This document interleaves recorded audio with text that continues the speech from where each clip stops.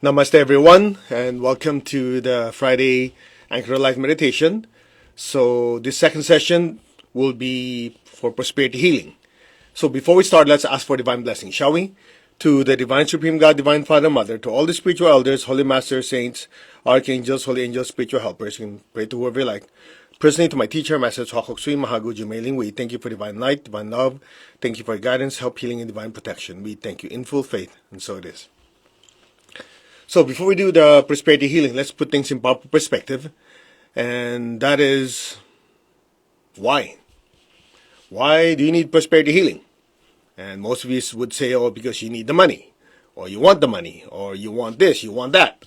So in other words, one thing to remember about prosperity healing, for it to work, you also have to have a purpose for it. And let me tie it in together for you for a bigger lesson. And that is the concept and the principle of oneness. A lot of people, they say, oh, spirituality and materialism are opposite ends. It might be when you first look at it. That's why there are people who say, oh, you cannot be spiritual and be prosperous. And people are saying, oh, you cannot make a lot of money and be a good person.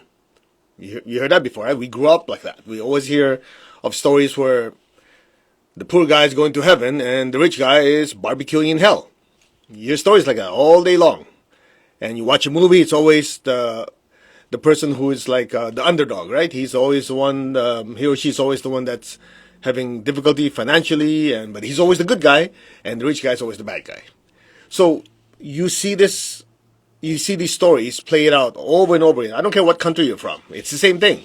I've seen when I was in the Philippines watching Filipino movies, you watch Chinese movies, you come to the United States, American movies, even if you watch these, Netflix, you have the subtitled movies, that's a general theme because for some reason, very few people can really think the two can work together.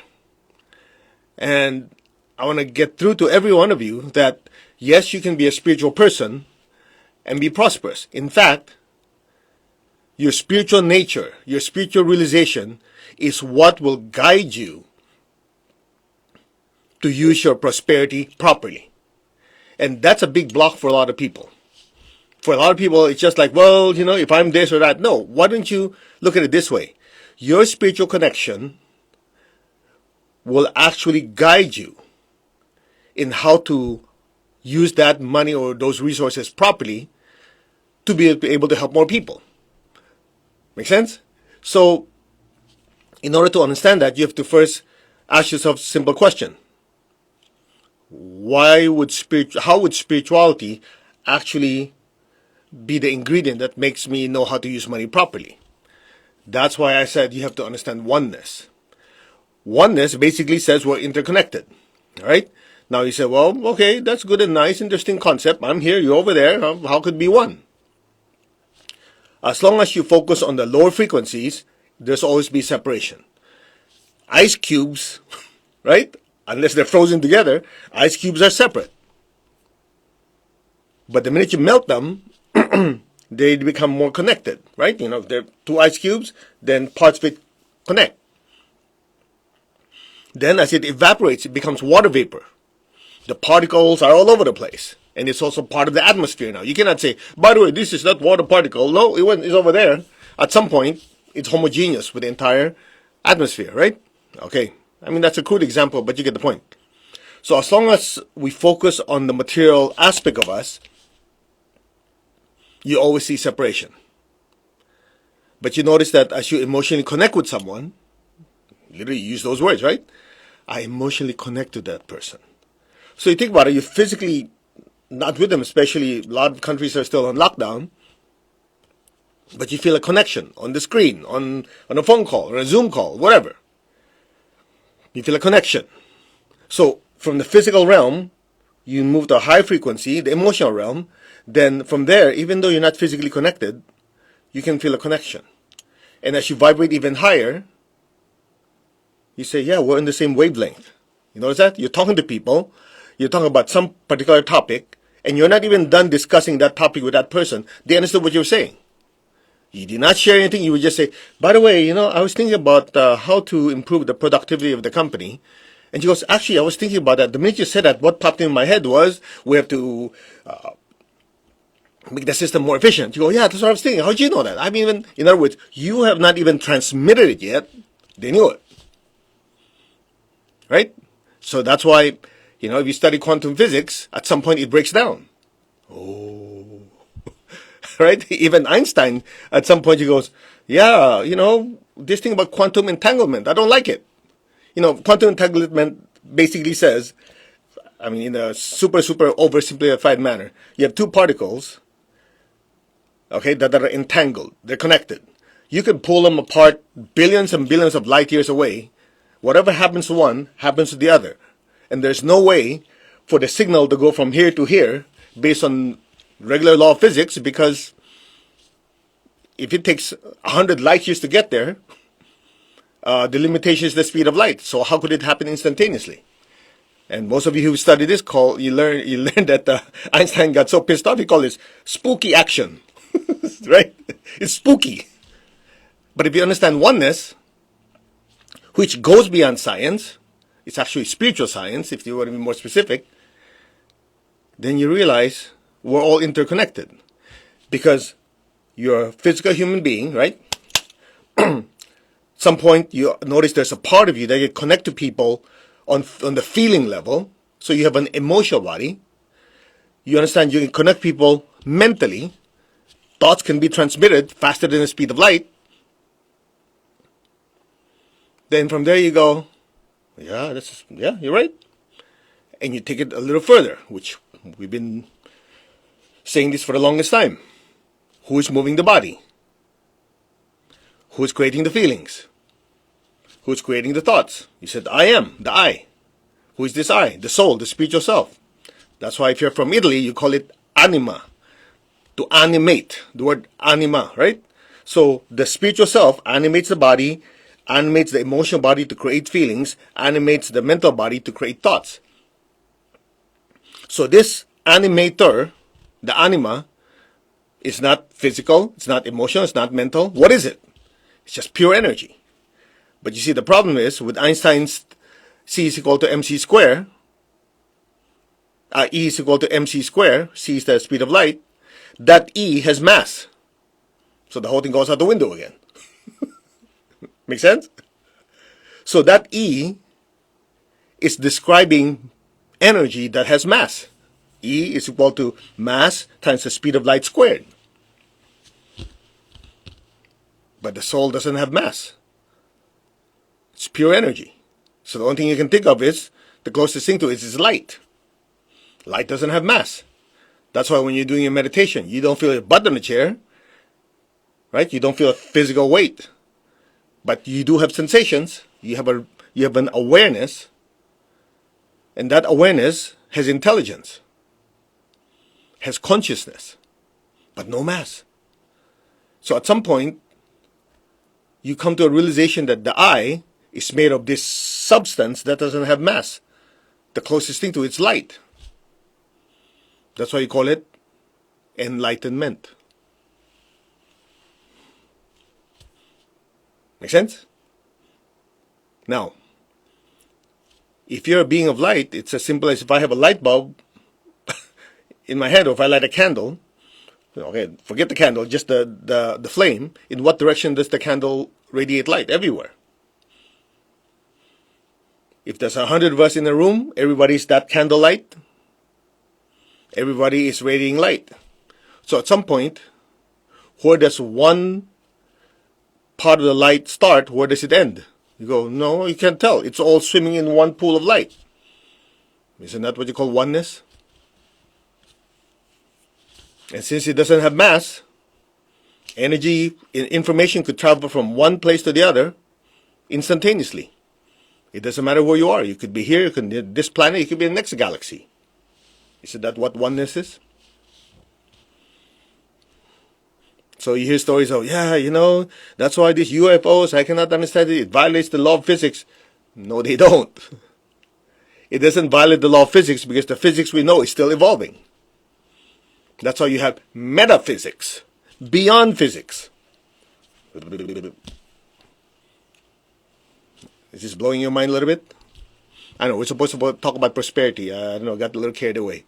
So I've been researching, studying, trying to understand this because even when my teacher was still physically in the body, he knew a lot. He was still studying a lot. And I remember one day I talked to him. I said, Master, why are you reading all these books? I know, because every time we go to bookstore, he would buy so many books. I'm the one carrying them. And so I asked him, he was staying at my house. I go, Master, why are you still reading and studying so much? A lot of these topics, you're teaching it. He looked at me, he goes, the teacher is a perpetual student. And for me, that was turning point. Because at some point, I just say, well, I know this, I know that. Then I realized, if I'm honest with myself, and all of you probably, the more I know, the more I know how much I don't know. Make sense?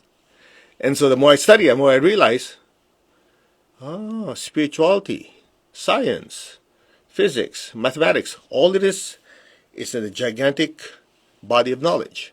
But if you understand it purely on the physical level, the emotional level, and mental level, you hit a ceiling. But when you understand it as the spiritual self, as the soul, a whole new universe opens to you. Now it becomes a spiritual science. So, for ordinary people, spiritual science they cannot understand, they call it magic. I think Arthur Clarke says when technology is so advanced, it's indistinguishable from magic. Or you watch the movie Thor, what's the guy's name? Chris Hemsworth. Remember he was talking to Natalie Portman, and he was saying, well, where I come from, here you call it magic, where I come from, it's science. It's just basically, if you understand it, you understand the mechanism, the principle, then you have application, then you can use it. So going back to what we're talking about, oneness. Once you experience this oneness, you realize that the more you spiritually develop, the awareness of this interconnection with all beings becomes more apparent. And that's why you start noticing that, let's start from inside going out. So you start becoming kinder to the people around you. Because at some point you go, well, I'm talking about saving the world, helping the people in another part of it, like India, going through a pandemic, the Palestine-Israel area is having wars, Colombia is having issues, Venezuela. Then you talk about, how about in my own household? Right? Am I showing kindness to the people next to me? I'm talking about oneness with the universe. Well, how about the one person next to you? You go, okay, from there, how about my relatives, my friends? How about the city I live in? Are the homeless people? You get the idea? So this oneness,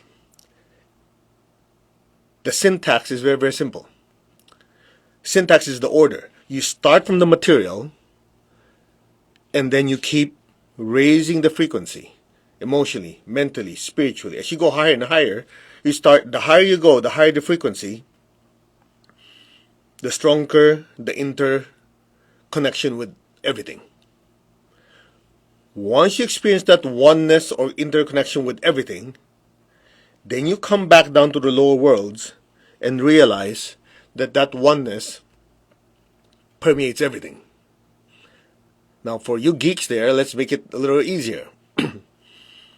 Anything that you see, solid, liquid, or gas, is made of particles. These particles are molecules. Molecules are made of what? Atoms. In between atoms are spaces. The atom is basically nucleus with proton, neutron, and one or more electrons moving around it. In between is the space. That nucleus, what you call nucleus, is not really solid either. It's 99.9% empty space. But based on their calculation, it's not empty. It's made of pure energy. And this pure energy, they don't know what to do with it, so they call it 0 point energy. 0 point. They know there's something there, but they don't know what the heck to do with it. So this so-called 0 point energy, or this energy in general, that has no mass, permeates the entire universe. So just imagine the entire universe is made of pure energy, littered with matter. So when you do your meditation and spiritual practice, when you experience that part of you that is pure energy with no mass, guess what? You're now swimming in that ocean of energy. But you see, what people don't realize, we've always been swimming in that ocean of energy. But our awareness and consciousness doesn't reach that high. Because most of our consciousness is what? Defined by the sensations of our bodies, our emotions and thoughts. In other words, the physical incarnation, the earthly life. You're talking to someone, you're driving a car, you're eating something. All these things are sensations to the body. When you're connecting to someone emotionally, mentally, you're feeling good, emotionally, you're angry, you're upset. These are vibrations and frequencies in the emotional body. You have thoughts, you have ideas, you're teaching someone, you're transmitting that information. But all those vibrate below the frequency of the spiritual self or the soul. That's why if you were to truly want to experience oneness, you have to temporarily stop the automation. We talked about this morning, the automation. In other words, oftentimes we respond to the world in an automated way. The physical body experiences it this way, does it this way, the emotions and the thoughts. You have to kind of step out. I'm not this body, I'm not these emotions, I'm not these thoughts. This body, emotions, and thoughts are my instruments. They're my appendages.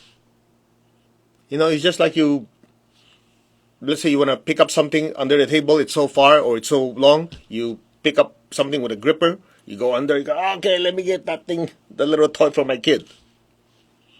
That long stick with a little thingy on the end is your appendage. You use it to get that thing.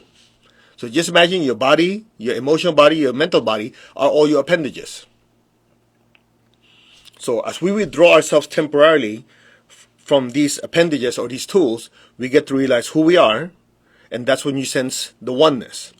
Once you sense that oneness deeper and deeper, as you come back and pick up your tools again, that awareness that we're all interconnected is now overcoming the algorithm or the automation of allowing the body, the emotions, and the thoughts to run your life. Does that make sense? Now from there, your consciousness change because you're now looking at it from the top rather than from the bottom. So from there, when you see someone suffering, instead of saying, oh, at least it's not me, you're going, I better do something about it. And so from there, you cannot help but give and share to help them and alleviate suffering. And this oneness is strongly tied to a certain principle that all of us know of, right? The principle of oneness is connected to this principle or law called the law of karma. Since we're interconnected, whatever you do to others, you're doing to yourself. So that's the secret of prosperity. As you help other people in need, you're actually helping yourself. Yeah, but I do this not with the intention of helping. It doesn't matter what your intention is. Who cares? It is what it is. Oh, but you're not supposed to give with intention of receiving. It's secondary. If you give, you go, I'm going to give money to charity because by the law of karma comes back, you're going to be prosperous, period. Yeah, but there's something wrong with it. What? Because you have an ulterior motive. We've gone through that before. An ulterior motive does not make something wrong. You don't beat up someone because you don't want to go to jail. That's your ulterior motive. Right? How come there's nothing wrong with that? You see, we're filled with so much of these crystallized thoughts and ideas brought up and creates guilt left and right. That's why oftentimes you want to help someone, but you go, yeah, I want to help this person, but by doing that, I don't know, am I helping them because I want to be a better person, because this, because just give them that stupid money instead of overthinking. Why are you overthinking this thing? That person's suffering. What sense does that make? Right? Now, you gave because, you want to be more prosperous. Okay, let's break that down. Who benefited? They did. By the law of karma, good karma comes back to you. You benefited. What's your problem? They benefit, you benefit. Okay. Now, if you didn't give because you feel so much guilt, or I'm giving because I want to get something back karmically, so you didn't give, so they starve, you didn't get good karma, your life didn't improve, so both suffered. How dumb is that? Is that direct enough for you? I don't talk like this publicly, but anyway, you guys are not in class, so you cannot respond. No, I'm serious. It's one of those things you just have to look at, really understanding what it is. And just to kind of clarify, there is a difference when you give with good intention. Okay? So let me just break it down before you think that this heartless guy who's only interested, hear me out. Hear me out. When you give money to charity with good intention, I give because I want to help these people.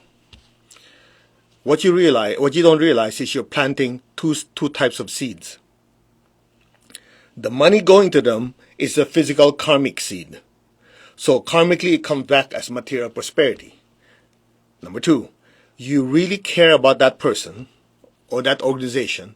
So emotionally, you also planted love and good feelings. So that good karma also comes back to you as feeling like, I'm glad I'm able to help them. Make sense? Now, break it down. Don't get emotional about it. Listen carefully. If I give, like, oh, here, don't choke on it. Right? Did the money get to them? Yes. Would that money be able to help them? Yes. So even if you give grudgingly and really pissed off as you give it, because you're forced to give, it still generates prosperity karma because the seed touched the ground. What you didn't get is the good karma of good feeling, feeling happy, feeling fulfilled, feel the sense of oneness and connection. That's what you didn't get because you gave here compared to someone who says, I really want to help these hungry people. Here, hope that helps you. And you really, it's just like you infuse that money with your loving energy. So when you planted it two types of energy. One is the material prosperity energy, and you planted the good emotional energy. While somebody else who says, here, choke on it. They just planted the material energy, but they did not plant the emotional energy. So this one, they physically, emotionally, mentally, and spiritually grow. The other one, they just materially grew, but not emotionally, mentally, spiritually. Make sense? That's that. So if you're smart, you're going to give anyway. You might as well take the whole package.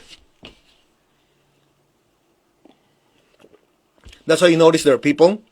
I know of certain organizations where the people are forced to tithe. In other words, if you want to belong to this church, this whatever that spiritual organization is, it is required. You have to give this much money per month, per week, or whatever, and they actually have a running tally where at the end of the month, end of the year, in order to qualify for some class or qualify for some position, they will look at the money that you've given to see if you qualified. So some people actually give, I want to be part of that. I'm not the here. You get my point? So in their case, they're still prosperous, but they're not happy because they did not plant the energy of happiness. They planted the prosperity, the money aspect. They planted orange seed, so they get orange. In your case, you plant orange seed and apple seed, so you get orange tree and apple tree. Does that help? I hope that helps breaking it down, because otherwise we grew up with a lot of these stories, a lot of these things. Better to give than to receive. It's like saying better to exhale than to inhale. So once you understand it as a science of cause and effect, you just say, it is what it is. You don't get emotional about it. You say, okay, I want good health, so I should help people have better health. And since I want to be happy and healthy, when I give, I want to make sure I give, and also I'm happy giving it. That's like simple, no drama. Well, other people sitting there arguing, and I've actually heard people like sit there in class. We give the teaching, they sit there, and so one person says this, another gives their opinion. I'm going, in the time that you two are screaming and yelling at each other, if you were to take that energy and time and give money to charity and help them, people would have been helped instead of you sitting there and argue and talk about nonsense. And they look at each other like, yeah, exactly. Some people, they just sit there. It's just like in ancient times. Some of the people in Greece or Rome, they stand in the big hall and sit there and argue and debate about this and that, while other people are suffering. Make sense? So it's prosperity healing, not just about money, but your consciousness, knowing that you want to be prosperous. You cannot do it just affecting you. if you want true prosperity, it has to involve others.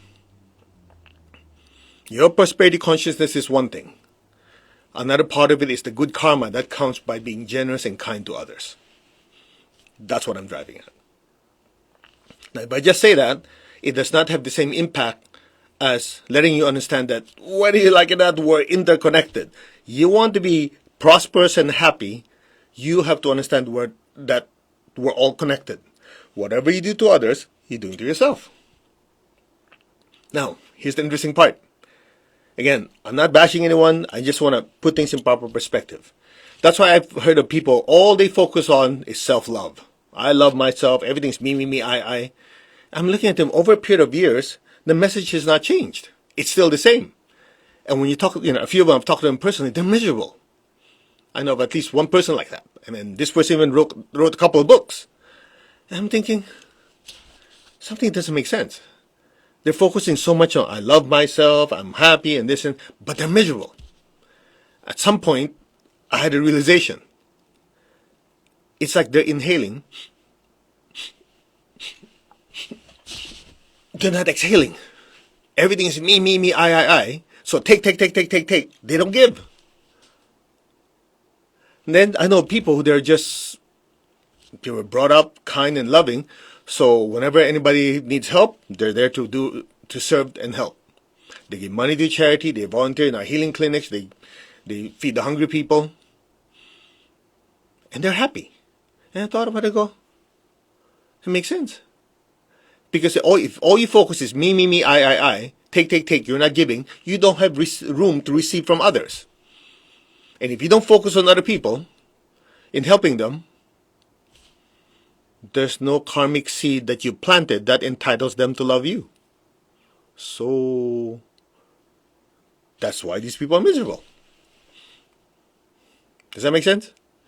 So, it's good to have self-love, but you have to realize the I, spiritual, is connected to all. So if you truly love yourself, you also have to love others. Can't get away with it. You can try a few more incarnations and we'll talk again. I'm sharing that because many years ago, my teacher in class would say certain things, and you would see that some people don't agree. He goes, the teacher never forced a student. So we'll talk again in 10 lifetimes. And the students sit there and go, do I want to wait that long? One of the things that, and after this we'll do our meditation in healing, is in all our pranic healing classes, and all the classes you've attended with me, you guys know this, we encourage intelligent, independent evaluation. What is it? Intelligent, independent, that means you think for yourself. I don't think for you. Nobody should think for you. Evaluation. That means you have to look at the teachings, experiment with it. In the end, you make your own conclusion. So you don't have to take what I say as true. Just like first time I took the class with my teacher, it's the first thing he said. You don't have to believe everything that is taught. You analyze, you do your experiments, you make your own conclusion. The conclusion of the student does not always have to be the conclusion. Does not always have to be the same as the conclusion of the teacher. That's why I stayed in class. Otherwise, I would have left. I was very skeptical. I was an engineer and a Southern Baptist at the same time. So you can imagine how strict my belief systems are, how I overthink everything. And the first thing in class is like, feel energy. Well, guess what? Because of my skepticism, I didn't feel anything. So that went out the window. Everybody could feel energy except this guy. And then as the class went on, I'm going, this is weird. So I paired up with, you're supposed to pair up with someone to feel the energy and all that. So when they work on me, I didn't feel anything. I go, close your eyes. Close my eyes. After that, they ask me, did you feel anything? What did you feel? I go, nothing. Did you start? But when I did it on them, they go, yeah, I feel this. I go, yeah, right. You drank the Kool-Aid, buddy. But at the end of the class, I started noticing that somebody had back pain. We did experiments, sweeping each other, and their back pain went away. I'm going, are you sure you're not, this is all in your head? And most of you know. My wife broke her hip. The doctor said it's supposed to take 3.5 months before she could walk. I did this technique on her 3 times a week. In 2 weeks, she was walking. And the x-rays were showing the bones were fusing faster. And all of that with me doubting the entire time. Plus, I wasn't even using the right technique. I kind of screwed up a little bit. But she still improved rapidly. I was thinking, man, if I just did the right technique and I was really open and receptive, and like most of you who are super receptive to the divine healing and blessing, she could have healed, she could have started walking in 3 days. But what can you do? God works in mysterious ways. Anyway, so let's do our meditation. So here's the plan. We'll affirm oneness first. We'll bless the earth, a short meditation, twin hearts, and as the divine energy comes down, we'll allow the divine energy to permeate our system, release a lot of poverty, consciousness, thoughts, and emotions, and then we'll also open our hearts even more and be more generous with our thoughts, our words, and our money. Okay, so as we develop this in our energy bodies, it's like programming ourselves. So by the time we come out of meditation, hopefully most of us will be kinder with our words, be helpful in our actions and our thoughts, and will be more generous with our resources. Okay, that's the game plan.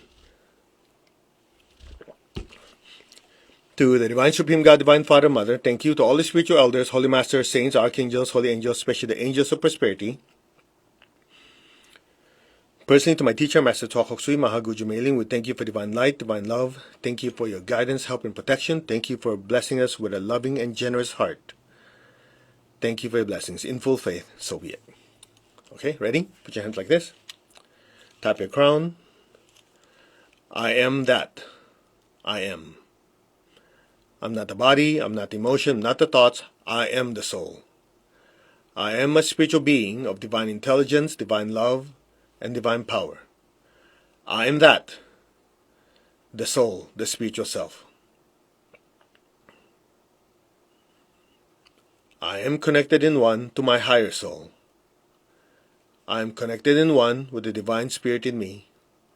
I am a child of God. I am one with God. I am one with all. There is only oneness. Just be still. We're one with all.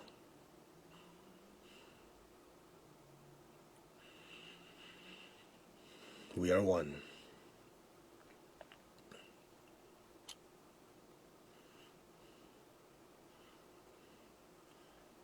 Open your hands in blessing. Imagine all of us are inside the big bright sun, looking out into the solar system and focusing on the planet Earth. Be aware of your heart in your hands. Flood the earth with beautiful pink light.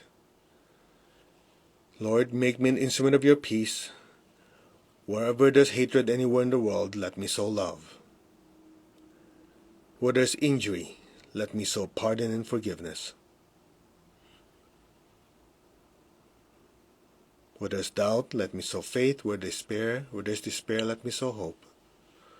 There's so many people right now going through challenges in many parts of their life.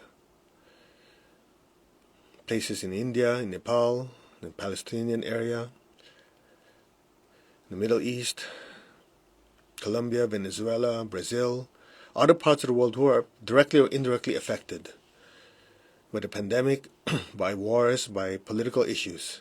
May all of them be blessed with hope and with faith and a better tomorrow. So be it. Our hearts are one, and in this oneness, we allow our entire being to simply be a pipeline and a channel to bless all these areas. So be it. Where there is darkness, let me sow light. And where there is sadness, let me sow joy.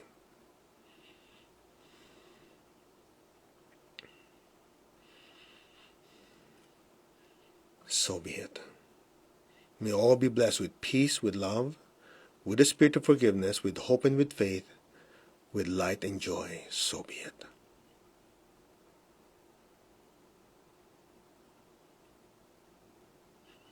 Now be aware of your heart. Take a deep breath.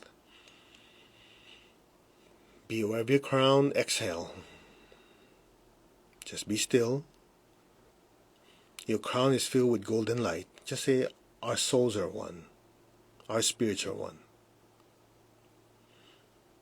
Now be aware of your crown in your hands. Fill the earth with golden light. From the heart of God, through my soul, through my entire being, may every person, every being on earth be blessed with love and kindness. Let all be blessed with great joy and happiness, with understanding, harmony, and divine peace. May all be blessed without exception. So be it. Be aware of your crown centers. Just be still. We are one. Let the blessings flow through us as one big pipeline to bless every person, every being on earth. If you know a city, a place, a country that's going through challenging times, bless those areas with golden light.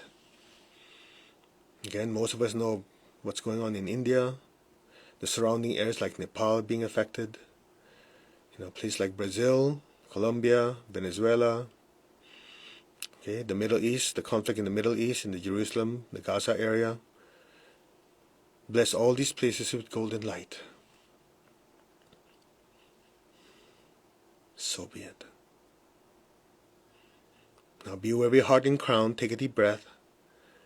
Exhale. Imagine even brighter golden light pouring through us and filling the earth. And you can focus to any part of the world. A lot of you have been asking for blessings for different parts of the world.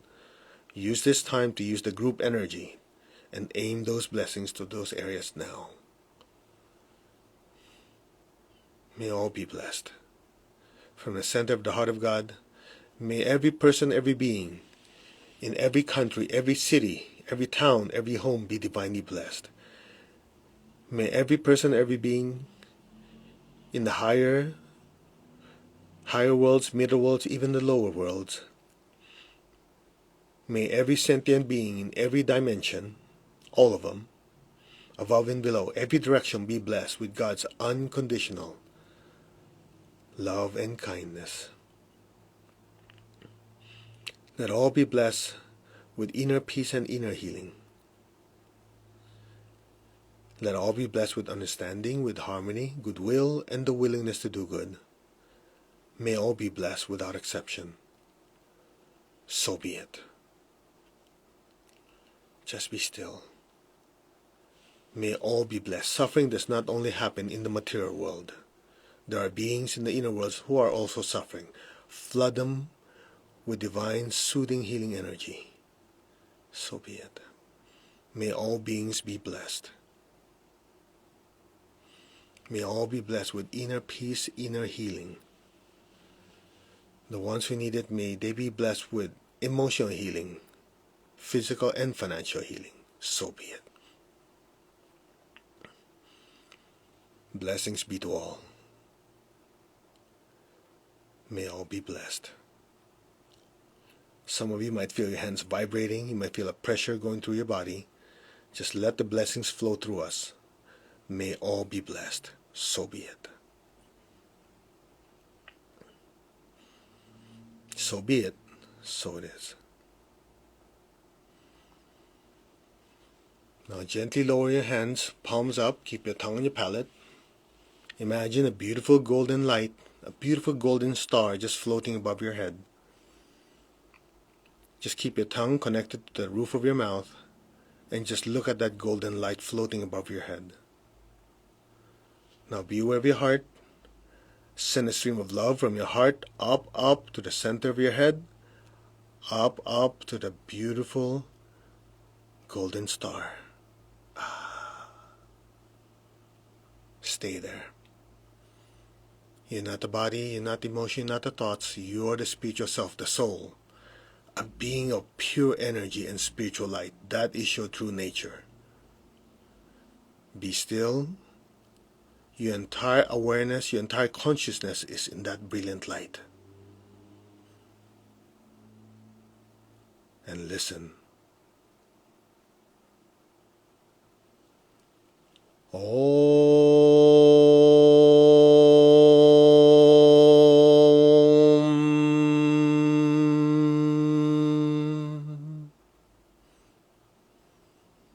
Be still. Allow your frequency to lift higher, higher frequency, higher frequency. Just let it happen on its own. Let your frequency vibrate even higher. Be still.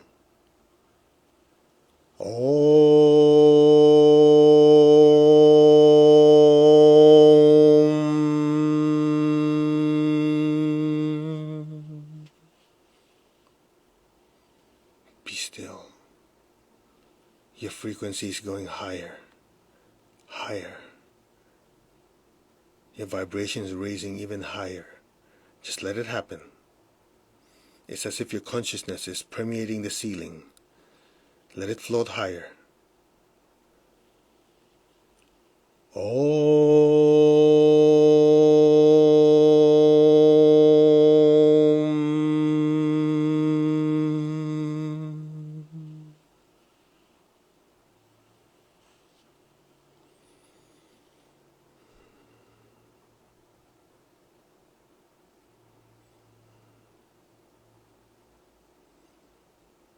Let go.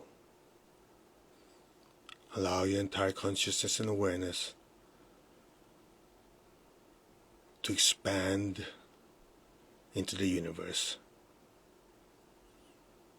There's only one light, and all the lights of the universe are one. Be still,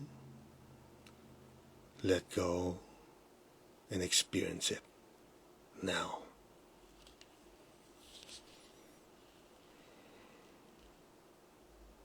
We are one.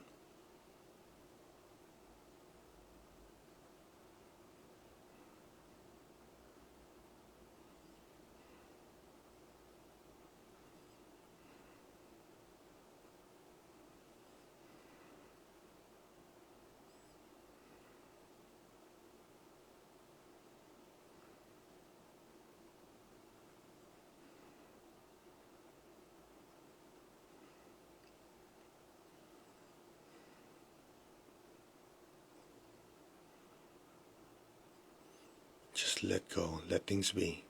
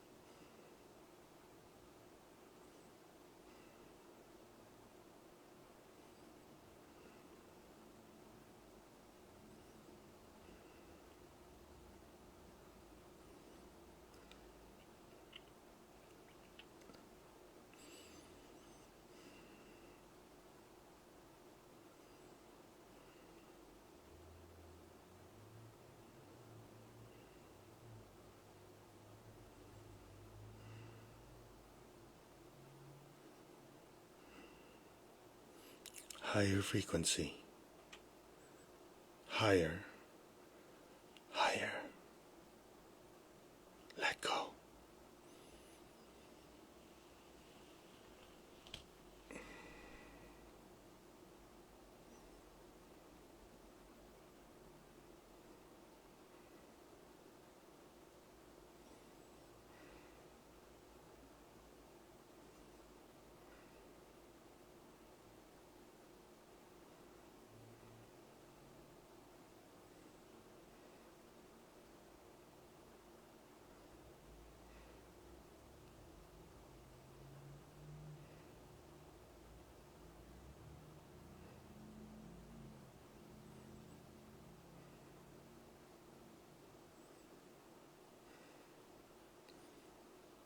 Om.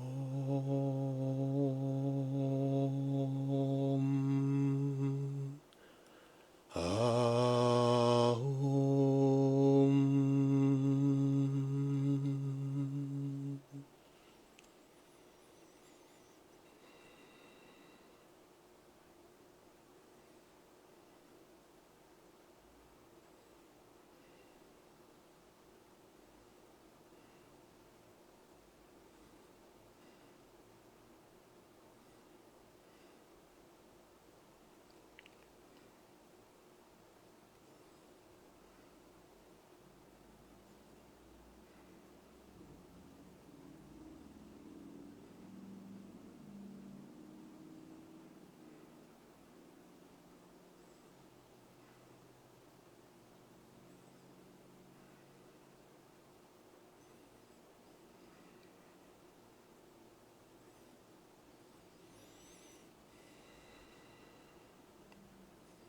gently, slowly, very gently and slowly.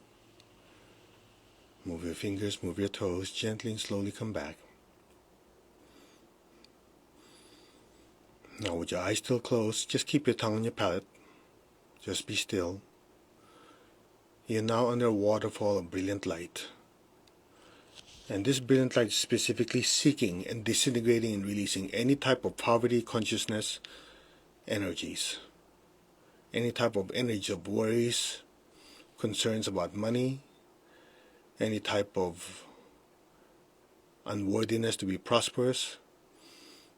These are now being disintegrated. So just be still. The liquid divine energy is pouring down to your crown center is being cleansed. Your forehead, your Ajna chakras are being cleansed. The Ajna is the area in between your eyebrows. Your throat chakras are being cleansed. Your front back heart chakras are being cleansed. Maintain your state of oneness. Your heart centers are being cleansed. Your front and back solar plexus centers specifically are being cleansed. Your liver, your spleen centers are being cleansed. Your navel, your sex centers are being cleansed. The liquid divine energy is pouring down your crown, down your spine to the base of your spine, the basic chakra. A lot of poverty consciousness thoughts from this lifetime and previous are in the basic chakra.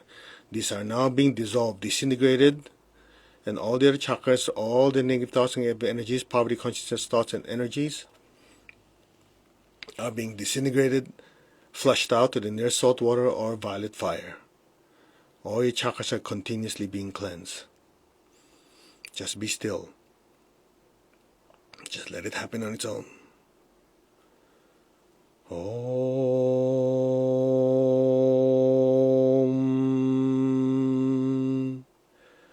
Om.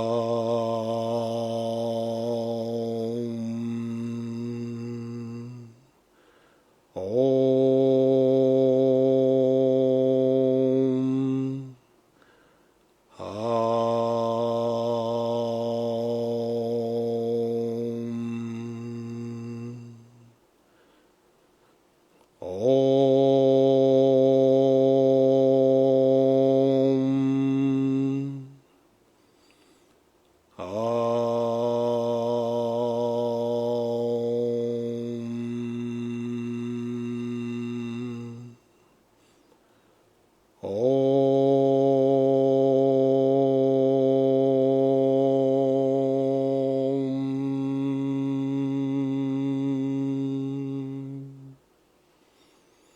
Be still. All negative thoughts and energies are disintegrated, extracted, expelled, and properly disposed of. So be it. Just be still.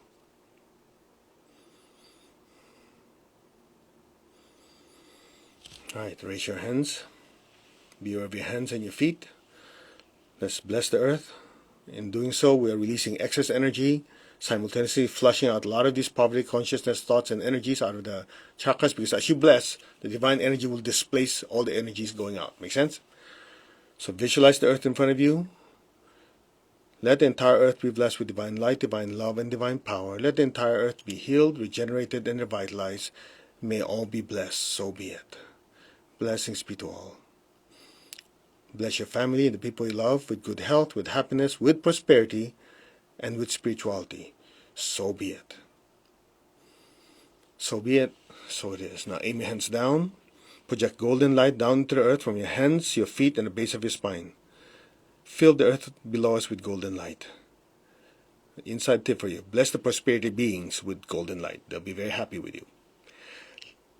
Project golden light. Let our beloved Mother Earth and all her children, all the energy beings, be blessed with divine light, divine love, and divine power. Let our beloved Mother Earth be healed, regenerated, and revitalized. Blessings be to Mother Earth. So be it, and so it is. Keep blessing the earth below you. May all be blessed. So be it. Okay, let's give thanks to the Divine Supreme God, Divine Father, Mother. Thank you to all the spiritual elders, holy masters, saints, archangels, holy angels, and spiritual helpers. Personally to my teacher, Master Chokok Sui Mahagu Jermaine. Thank you to the angels of prosperity. Thank you in full faith. So be it. Okay, that was a longer session than expected. Whew, that was like 53 minutes. So I hope you got something out of it. Now, some of you might have noticed that during the lecture alone, you could feel stuff coming off your aura. And that's the idea. When you're learning a new concept or something's being reminded of you, the new thoughts or the new information coming into you is energy. So it displaces the old thoughts and emotions that we have. So even when you're learning, you're being healed. You're being